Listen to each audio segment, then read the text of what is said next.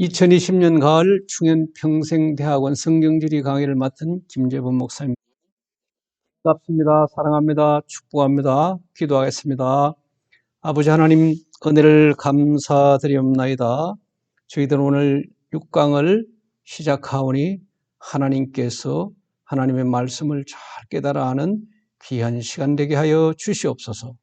예수님의 이름으로 기도드리옵나이다. 아멘.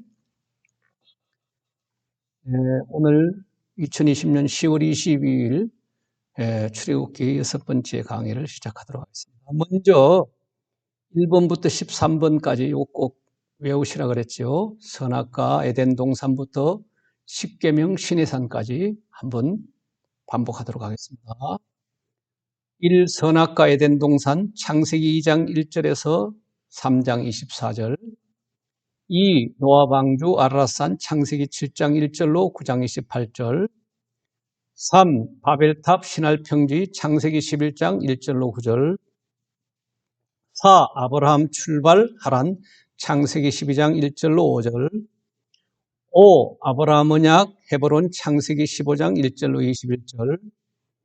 6. 모세 건짐 나일강 출애굽기 2장 1절로 10절. 7. 6월절 고센 땅 출애굽기 12장 1절로 51절. 8. 홍해 갈라짐 홍해 출애굽기 14장 1절로 31절. 9. 여호와 라파 마라 출애굽기 15장 23절로 26절. 10. 만나 신광야 출애굽기 16장 31절로 36절. 11. 반석물 러비딤 출애굽기 17장 1절로 7절. 12. 여호와 니시 러비딤 출애굽기 17장 8절로 16절. 13. 십계명 시내산 출애굽기 34장 1절로 35절. 네, 여기 1번부터 13번까지는 꼭 반복해서 매일 한 번씩 이렇게 하시고 또 이 말씀도 한번 꼭 읽어보세요. 이렇게 여러 차례 읽어보셔가지고 이 말씀에 담긴 그런 내용들을 잘 이렇게 숙지하시면서 은혜 받으시기 바랍니다. 지난 시간은 복습을 하겠는데요. 조금 빠르게 진행하겠습니다. 자, 우리가 에덴 동산은 예루살렘이다, 일 것이다 이렇게 추정하고 있다. 그리고 여기서 아브라함이 이삭을 번제로 드리려 한 모리아 산이 이곳이고 아라나 타작마당을 사서 성전을 세운 성전산이 있고 예수님께서 우리 죄를 위하여 십자가에 달려 죽으신 그 십자가가 있는 곳이 바로 예루살렘이죠. 노아 방주는 아라랏산에서 머물러서 그 하나님께서 노아에게 다시는 멸하지 않겠다 무지개로 이제 언약을 하셨죠. 그리고 살아남은 노아의 후손들이 이 아라랏산에서 이렇게 신할 평지로 내려와서 이제 여기서 바벨탑을 쌓죠. 바벨탑을. 그리고 아브라함의 후손은 셈, 함, 야벳 족속이 이렇게 되죠. 그 바벨탑을 쌓으니까 흩어짐을 면하자 그랬는데 어느 날 혼잡해서 다 흩어버렸죠. 네, 바벨탑은 이런 모양이 있을 것이다. 여기에서 갈대아 우르에서 아브라함과 그 아버지 데라와 조카로 롯이 이렇게 하란으로 이렇게 이동을 해서 이거 하란 땅이고 하란에서 가나안으로 아브라함이 하나님의 명을 쫓아서 이렇게 가나안에 들어가게 해주죠. 본토 친척 아비 집을 이제 떠나서 가는 거죠. 아브라함이 일로 들어올 때에 처음에 이쪽으로 세겜에 와서 제단을 쌓죠. 세겜에 와서 제단을 쌓는데 세겜 모래 상수리 나무 아래 제단을 쌓는데 세겜은 어깨라는 말입니다. 여기 어깨처럼 생겼지 않습니까? 어깨. 여기 얼굴이 있다 그러면 어깨처럼 그리심산 왼쪽, 에발산 오른쪽에는 여기 어깨라는 말입니다. 세겜 모래 상수리 나무 밑에서 이 제단을 쌓는데 왜 나무 밑에 제단을 쌓았을까요? 워낙 더운 지역이기 때문에 그늘이 아니면은 이 제단을 쌓을 수가 없습니다. 너무 덥기 때문에 이스라엘 가보신 분들은 아시죠? 모자 안 쓰고 선글라스 안 쓰면 머리가 아플 정도죠, 바로. 자, 그리고 일로 내려와서 베델에 내려와서 여기 세겜을 거쳐서 베델에 이제 베델에 내려오지 않습니까? 여기 베델에 내려와서 베델을 거쳐서 쭉 계속 남방으로 내려오는데 이 베델은 야곱이 천사를 만났던 곳이고 베고 자던 돌베개를 이렇게 기름을 붓는 그런 일이죠. 이 베델은 뭐 이 돌밖에 없습니다. 베고 잘 것이. 그래서 돌베개를 베고 잤던 것이죠. 이렇게 내려온 아브라함이 점점 남방으로 내려갑니다. 이제 남방 땅에 가면은 나중에 출애굽하게 되면은 해서 이제 성막과 성전의 기구를 만들 때 이 시띠나무로 만듭니다. 이게 시띠나무 조각목으로 만드는데 왜 이것으로 만들었냐? 나무가 이것밖에 없는 거예요. 광야에. 뭐 이건 사실은 뭐 우리로 말하면 아카시아 나무나 비슷한 것인데 이건 뭐 사진 작가가 찍은 아주 멋있는 시띠나무이지만은 별 볼품이 없는 그런 나무야. 그러나 하나님께서는 우리에게 늘 가까이 있는 것, 구하기 쉬운 것, 이런 것을 드리라고 요구하죠. 여기 광야에서 백향목을 가지고 성막을 만들고 성전의 기구를 만들려고 그러면 어떡하겠어요. 레바논까지 가서 구해올 수도 없는 것이고 그러니까 이 시띠나무로 조각목으로 만들려고 하는 거예요. 자, 이렇게 해서 아브라함이 이 가나안에 들어온 아브라함이 기근을 만나 애굽으로 내려가죠. 애굽에 가서 아내 사레를 자기의 누이 동생이라고 그랬다가 사레가 후궁으로 들어갔다가 바로가 고난을 당하고 아브라함을 혼내면서 많은 소유를 줘서 금과 은과 가축들을 줘서 롯과 함께 이제 이렇게 네게벨을 거쳐서 올라오죠. 아주 거부가 돼서 올라오는 것입니다.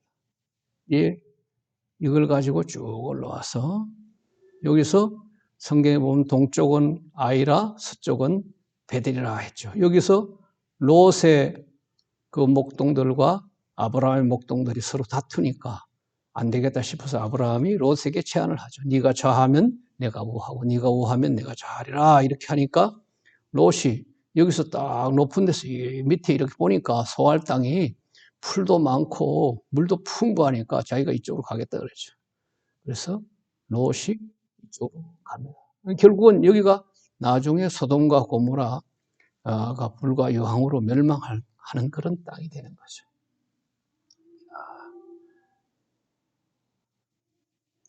그리고 이제 아브라함은 롯이 그쪽으로 소할 땅으로 간 후에 아브라함은 헤브론에 와서 마므레 상수리 숲으로 이르러 거주하면서 여호와의 제단을 쌓았더라 하는데 이 헤브론에서 하나님께서 아브라함과 언약을 맺는 내용이 오늘 15장에 나옵니다. 그래서 여기 헤브론, 이 헤브론은 기럇 아르바라고도 하고 헤브론 하면 뭐가 있죠? 막벨라 굴 있죠. 막벨라 굴. 햇사람 에그론에서 은 400에 산 이 막벨라 굴이 있죠. 자, 그런데 이 롯이 그 소돔과 고모라 쪽으로 갔을 때 엘람 왕 그돌라움 연합군이 이 롯을 잡아갑니다. 이 엘람 왕 그돌라움은 이때 상당히 영향력이 있는 그런 나라였기 때문에 여기서 조공을 계속 바쳤어요. 조공을 바치다가 14장에 보면 조공을 바치다가 조공을 안 바친 거예요. 조공을 안 바치니까 이제 전쟁을 일으켜서 잡아놓은 것이죠. 왜 무슨 조공이었을까요? 여기 염의 끝이 부분이니까 이 소금, 이 소금을 바치다가 안 바치니까 이 사람 소금이 없으면 살 수 없으니까 소금 때문에 가서 롯을 잡아가는 거예요. 조공을 바치라. 그 당시만 해도 뭐 염전을 만들어서 소금을 만드는 그런 기술이 없었거든요. 여기 뭐 2,500km 이상을 이렇게 와서 연합군이 와서 이제 롯을 잡아가는데 이게 지금 그 전술적으로 주변국을 먼저 다 치는 거예요. 주변국들을. 주변에서 연합해서 자기들을 공격하지 못하도록 최소한 한 1만 명 가까운 그런 연합군들이 와가지고 주변국을 다 친 다음에 와서 롯을 잡아가지고 이 단을 거쳐서 다메섹 왼편 호바까지 잡아가는 거예요. 예. 우리가 여기서 다메섹이 왼편이다, 왼편 호바다 이러면 이 호바 왼편이라 그러면 우리가 북쪽이다 이렇게 생각해요.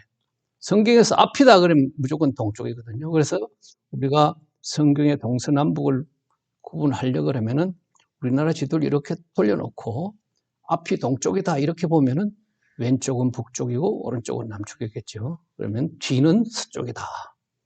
예. 그래서 이 동서남북을 성경에 나오는 동서남북을 이렇게 구분할 수 있어야 됩니다. 자, 그리고 여기에 아브라함이 조카 롯을 찾아가기 위해 집에서 길리운 318명을 데려갔다 그러는 318명의 10배도 넘는 뭐 20배 이상 될 수 있는 그런 그돌라오멜 연합군을 318명 가지고 데려가서 목숨 걸고 구해온다는 것은 이 유목민의 두 가지 법 중에 하나인 고엘의 법, 고엘이라는 것은 기업 물음의 법인데 형이 죽으면은 또 동생이 형수를 취해서 계대를 이어가는 그런 축복의 법이기도 하지만은 가까운 사람이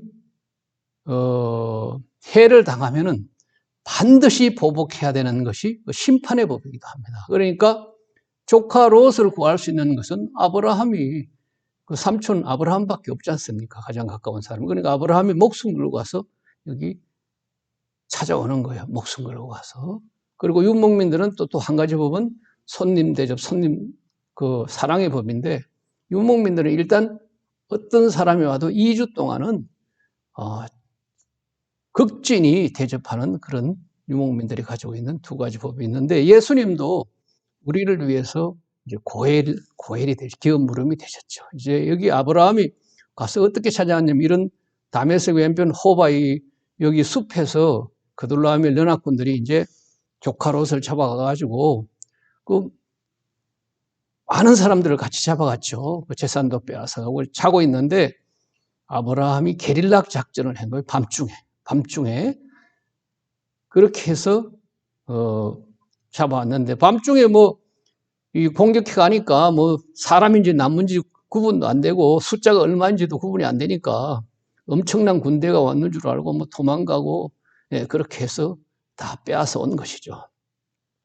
이 게릴라 작전을 그대로 이어받은 것이 기드온의 300용사죠. 기드온의 300용사. 기드온의 300용사가 이 게릴라 작전을 그대로 물려받아가지고 그 밤중에 그 횃불과 나팔을 가져가서 불고 해서는 이제 큰 전쟁에 승리를 하게 되는 거죠. 밤중에 잘 때 이렇게 기습 공격한 거예요. 예수님께서도 우리의 기름 물음이 되셔서 우리의 고엘이 되신 거죠. 이 십자가에서 피 흘려 죽으심으로 우리의 죄를 용서하신 거죠. 다 용서하시고 구원에 이르게 하신 것이죠. 바로 예수님이 우리의 고엘이 되신 거죠. 기름 물음이 되신 것이죠. 자, 이렇게 해서 아브라함이 조카 롯을 이렇게 데리고 올 때 여기 멜기세덱이 와서 이렇게 아브라함을 축복하고 아브라함은 이 멜기세덱에게 11조를 드리죠. 자, 그리고 오늘 15장 아브라함 언약이 헤브론에서 이렇게 일어나는데 하나님께서 사실 일방적으로 맺으신 언약입니다. 아브라함이 조카 롯을 구해오긴 했지만 아브라함은 굉장히 불안했습니다. 왜 그러냐면은 그돌라임 연합군들이 뒤로 돌아서서 다시 아브라함을 공격해 온다면 숫자적으로 게임이 안 되는 거예요. 그러니까 아브라함이 굉장히 두려워하고 있으니까 또 그돌라임 연합군이 다시 뒤돌아서 공격해 오면 어떡할까 두려워하니까 하나님께서 환상 중에 아브라함에게 나타나셔서 두려워하지 말라. 나는 내 방패다. 그리고 지극히 큰 상급이다. 이렇게 약속을 하시고 암소와 3년 된 암년소, 수대양, 산비둘기, 집비둘기 새끼를 가져오라 그래가지고 그들을 이렇게 쪼개라 그래가지고 그 쪼갠 고기 사이로 하나님께서 일방적으로 지나가신 거예요. 그래서 언약을 이렇게 맺으신 거죠. 아브라함과. 지금도 현재도 이렇게 구약의 율법대로 그대로 짐승을 잡아서 언약의식을 하는 그런 사마리아인들이 있습니다. 그리고 아브라함과 언약을 맺으신 여호와께서 애굽에서부터 유브라데 강까지 다 내 자손에게 주겠다 이렇게 약속을 하신 거예요. 아브라함이 두려워하니까. 바로 그 헤브론, 거기가 헤브론이죠. 헤브론, 여기가 막벨라고 그러는데 이것은 나중에 헤롯이 이렇게 만든 그 막벨라고 합니다. 자, 이제 출애굽기로 넘어가겠습니다. 이제 그동안 다 했으니까 빠르게 좀 진행하도록 하겠습니다. 모세가 건진 받아서 모세를 건진 사람은 핫셉스터 나중에 여왕이 되죠. 그리고 새 왕이 이제 일어났을 때에 새 왕조가 시작된 거죠. 새 왕조가 시작되어서 요셉을 알지 못하는 신왕조가 시작되어서 이렇게 이스라엘 백성들을 학대하고 모세를 나일강에서 이렇게 띄우니까 핫셉스터 여왕이 공주가 데려가서 모세를 키우죠. 모세는 40년간 애국 왕궁에서 모든 지혜를 배우죠. 리더십을 배우고 그리고 40년이 지난 다음에 내 능력으로 뭔가를 해보려고 나가서 자기 민족을 위해서 하려다가 혈기가 동해서 애굽 사람을 죽이게 되죠. 이제 이 일이 탄로 나니까 도망을 가서 미디안 광야로 도망을 가죠. 그래서 이도로에 사위가 되고 양을 치고 그걸 칠 때 호렙산에서 하나님께서 그 떨기나무에 불이 타는데 꺼지지 않고 계속 타는 것을 보고 다가가니까 하나님께서 소명을 주시죠. 소명을 주셔서 저는 입이 둔합니다. 그러니까 지팡이를 던지라 이렇게 해서 이적을 보여주시고 돌아와서 바로에게 내 백성을 보내라 하니까 더 노역을 힘들게 만들었죠. 그때 모세와 함께 겨룬 바로가 아멘호텝 2세인데 그 백성들도 노역이 힘들어지니까 모세와 아론을 또 원망했죠. 그래서 모세가 절기를 지키게 우리를 광야로 보내달라 이렇게 했죠. 그때는 시기가 농번기라 그랬죠. 농번기. 농번기가 11월부터 2월까지인데 출애굽이 1월 14일이니까 한창 농번기 때였죠. 그런데 여기 10가지 재앙 한번 외우시려고 하지 말고 이렇게 논리적으로 이해를 한번 해보시면은 그래도 잘 기억이 되실 겁니다. 이 하수가 있습니다. 하수가 이렇게 피로 바뀌죠. 이 피로 바뀌는데 그 안에 뭐 개구리 알 같은 것이 막 있더니 거기서 개구리가 나와요. 온 천지 사방에 온 개구리가 다 이렇게 개구리 천지가 되고 개구리들이 죽어서 썩으니까 거기서 이가 나오죠. 이가 나오고 파리가 나오니까 해충이 나오니까 그 해충의 짐승들이 병이 들죠. 짐승들이 병이 들고 그 짐승의 병이 사람에게 옮겨가게 되고 사람에 옮겨가니까 그래도 사람이 먹을 것이 있으니까 밭에 이런 그 식물들을 의지하니까 우박이 내려서 밭에 식물들을 다 절단내버리고 그리고 또 새싹이 올라오니까 또 소망을 가지니까 이제는 메뚜기가 나타나가지고 그 새싹 올라오는 까지 다 먹어버리고 그러다 여기 애굽은 태양신을 의지하니까 태양신 나, 레, 아몬신을 의지하니까 하늘을 태양을 쳐다보니까 흑암재앙을 내려서 깜깜하게 하죠. 흑암재앙을 내려. 그래도 인간은 자식을 의지하지 않습니까? 그러니까 장자를 치는 유월절 재앙을 이렇게 내려가지고 결국은 출애굽을 시키시는 거죠. 그리고 여기 우리가 절기는 대표적인 세 번 절기를 시키죠. 시키는데 여기 출애굽한 6월절, 50일 된 오순절, 그 다음에 7월 15일 초막절. 그러니까 유대력으로 7월 15일이에요. 7월 15일 유대력으로 음력 7월 15일 장막절, 수장절, 추수감사절이라고 볼 수 있는 거죠. 자, 6월절에 이제 고센 땅에서 6월절. 자, 어린 양의 피를 문설주와 임방에 바르게 하고 밤중에 장자를 다 친 거죠. 사람뿐만 아니라 가축까지 이제 다 치게 되고. 그러나 이 애굽 사람들의 역사에는 그것을 기록을 남기지 않았는데 이 투트모스 4세 꿈의 비석에 보면은 자기는 장자가 아니었다. 그리고 그 스핑크스가 자기에게 나타나서 나를 꺼내달라 해서 자기가 왕이 되어서 이렇게 스핑크스를 세웠는데 비석에다가 이런 내용이 있는 것이 그 시대하고 일치하기 때문에 이 투트모스 4세의 형이 그 6월절 재앙에서 죽었을 것이다. 이렇게 유추 해석한다고 했죠. 자, 예수님께서도 우리의 6월절 양이 되신 거죠. 6월절 양이 되셨고 1년 된 어린 양을 잡으라 그랬는데 예수님께서도 태어나자마자 헤롯의 그런 학대를 피해서 애굽 그 고센 땅에 이제 내려가셨다가 1년 후에 올라오신 거예요. 예수님께서 여기 방문하신 거죠. 자, 그걸 출애굽할 때 해변길로 가면은 가깝지만은 여기는 애굽의 군대들이 지키고 있기 때문에 하나님께서 감당치 못할 그런 시험당함을 허락지 아니하시고 또 모세가 이 광야에서 40년 동안 생활하게 했기 때문에 여기 평소에 잘 다니지 않는 그런 광산길로 이렇게 인도를 하게 되죠. 자, 블레셋 땅은 가깝지만은 하나님께서 그 길로 가지 않도록 이렇게 막으신 거죠. 전쟁을 하고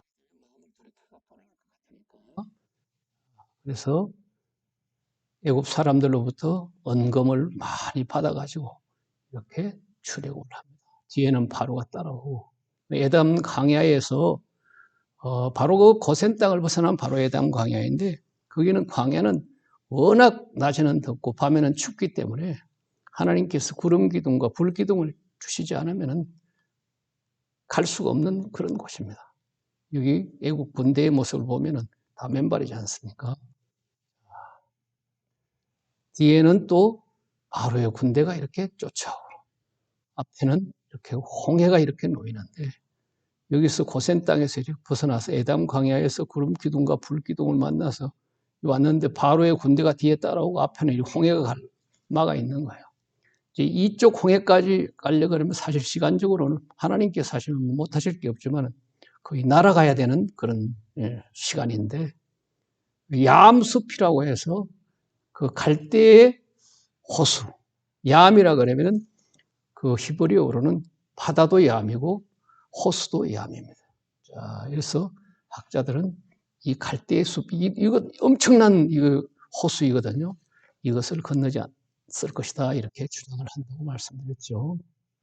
그래서 진퇴양난의 위기에서 모세가 손을 내밀어서 동풍이 부니까 밤새도록 동풍이 바닷물을 물러가게 하고 그 마른 땅을 만드니까 그것을 이스라엘 백성들은 건너게 되죠.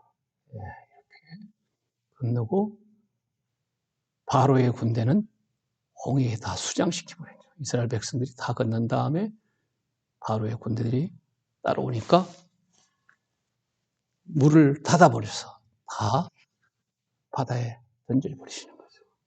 이것이 우리를 끝까지 쫓아오는 악한 사탄의 세력, 악한 사탄의 세력을 하나님께서 결국은 불이 섞인 유리바다에서 다 수장시키시고 우리가 이 바다를 건너서 천국에 이를 때에도 우리를 끝까지 쫓아오는 그런 사탄의 세력은 유리바다에 던지신다.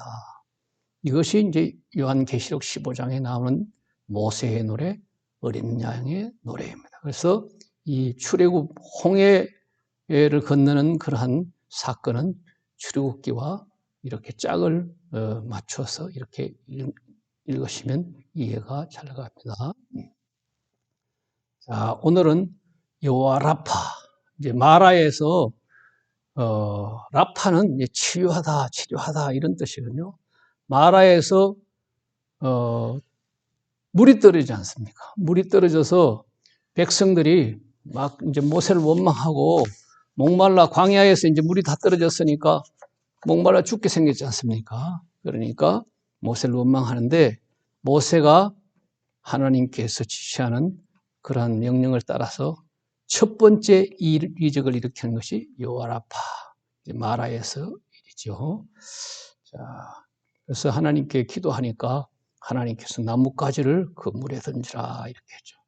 근데 이 물이 왜 쓸까요? 왜 쓸까 하면 여기 바로 여기가 홍해바다 가까운 곳에 있습니다. 홍해바다 가까운 곳이 있으니까 바닷물이 역류해서 들어온 거죠. 그러니까 물은 물이지만은 이 썬물, 짠물을 뭐 어떻게 먹겠습니까? 목이 가라한데 짠물을 먹으면 더 목이 가려지지 않습니까? 그리고 우리도 사실 우리 마음속에 썬물이 많이 들어오죠. 그건 바로 세상의 가치관, 세상의 물이 역류해서 들어오는 것이죠. 우리는 뭐 세상에 발을 딛고 살 수밖에 없는 그런 존재들이지 않습니까? 그래서 하나님께서 나뭇가지를 던지라 했는데 이게 이제 여기 있는 나무들은 종려나무와 에셀나무인데 뭐 어떤 나무를 던졌는지 모르지만 그 나뭇가지를 던지니까 물이 솟아났는데 그 나뭇가지는 바로 우리가 십자가라 해석할 수 있겠죠. 십자가로. 십자가, 예수님께서 달려 돌아가신 십자가. 나를 믿는 자는 그 배에서 생수가 솟아나리라 이렇게 예수님께서 말씀하셨지 않습니까? 우리가 십자가에서 예수님께서 내 죄를 대신해서 죽으셨다는 것을 믿는 자는 그 배에서 생수의 강이 흐르는 것처럼 우리도 이 마라의 썬물, 세상의 가치관을 십자가를 통해서 믿음의 가치관으로 바꾸는 그런 역사가 이제 있어야 되는 것이죠. 자, 그러면 이 썬물이 아무리 와도 여기서 단물이 나게 되면은 솟아오르면은 썬물은 이제 물러가게 되겠죠. 아무리 흙탕물이라도 물이 계속 쏟아오르면은 그 맑은 물이 되듯이. 그런데 여기 이 샘이라는 것은 이 샘은 히브리어로 아인입니다. 아인. 샘은 히브리어 아인이고 또 우리의 눈, 보는 눈이 있지 않습니까? 눈도 똑같이 아인이에요. 철자도 틀리지 않는 아인이에요. 그래서 이게 샘이 변했다는 것은 눈이 변했다는 것인데 우리가 눈이 변했다는 것은 바로 가치관, 무엇을 어떻게 보느냐 하는 그 가치관의 변화를 얘기하는 것이죠. 세례 요한을 엘리야에 많이 비유하고 예수님은 엘리사에 비유를 합니다. 엘리사가 처음에 일으킨 이적이 그 여리고 성에서 물은 풍부하지만은 물이 나빠서 토산이 익지 않는다 하니까 소금을 가져오라 그래서 물을 치료하지 않습니까? 엘리사도 맨 처음에 그 물을 치료했고 예수님도 맨 처음 일으킨 이적이 가나의 혼인잔치에서 물로 포도주를 만드신 그러한 변화였습니다. 자, 이렇게 눈을 바꾸는 그 가치관을 변화시킨 후에 그 다음에 하나님께서 법도와 율례를 이제 주십니다. 시내산에서. 애굽에서 종살이 하던 그런 종의 가치관, 종의 생각들을 광야에서 훈련시키면서 다 바꿔버리죠. 그리고 아주 부정적인 생각을 가지고 있던 그런 열정탐구와 같은 그런 마음을 전부 다 이제 없앤 다음에 오직 믿음만 가지고 가나안 땅에 들어가도록 여호수아와 칼렙을 제외한 1세대를 모두 광야에서 다 죽을 때까지 40년 동안 이렇게 뺑뺑이를 돌면서 훈련을 시키죠.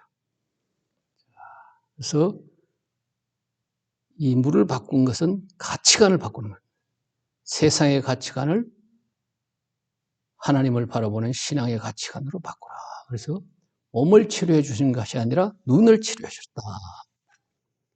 그래서 치료하는 여호와며 치료하다 이 말이 여호와 라파인 거예요. 라파, 여호와 라파가 치유하는 여호와다.